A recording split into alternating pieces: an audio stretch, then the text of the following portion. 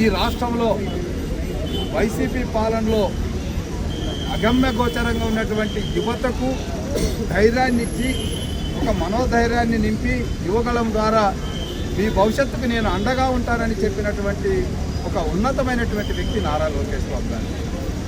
ఏ పార్టీకి లేనటువంటి క్యాడర్ని 1 కోటి పైగా సభ్యత్వాన్ని స్వీకరించి వారికి రథసారథిగా ఉంటూ వారి కుటుంబాలకు అండగా ఉంటూ అన్ని విధాలుగా ఆదుకుంటున్నటువంటి హృదయం ఉన్నటువంటి వ్యక్తి నారా లోకేష్ బాబు గారు. ఇలా చెప్పాలంటే చాలా అంశాలు ఆయన గురించి చెప్పచ్చు. ఆయన ఒక తెరిచిన పుస్తకం. ఇటీవల ప్రపంచవ్యాప్తంగా ప్రజాస్వామ్యంలో ఎమర్జ్డ్ అయినటువంటి లీడర్షిప్ ఉన్నటువంటి వ్యక్తుల్ని జాబితా తయారు చేస్తే, అంటే రాజకీయంగా ఎమర్జ్ అయ్యేటటువంటి లీడర్షిప్ని ఎంత తొందరగా తీసుకోగలిగినటువంటి వ్యక్తుల జాబితాలో నారా లోకేష్ బాబు మొట్టమొదటిగా ఉండడం ప్రపంచం మొత్తం కూడా నారా లోకేష్ బాబు గారి వైపు చూస్తుంది.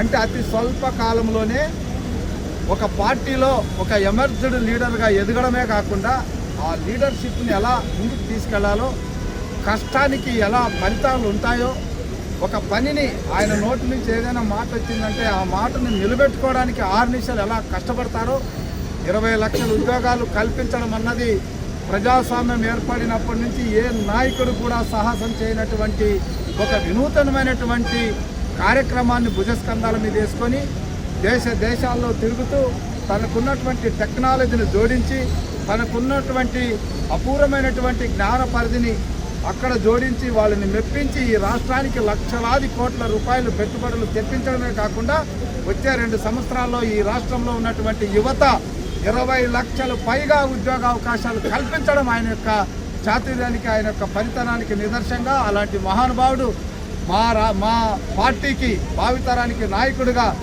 ఎదుగుతున్నాడు. ఆయన మాకు స్ఫూర్తిదాయకం. అలాంటి నాయకుని యొక్క మనోభావాలు, ఆయన చేసినటువంటి కార్యక్రమాలు ప్రజల్లోకి తీసుకెళ్లడం మా అందరి బాధ్యతగా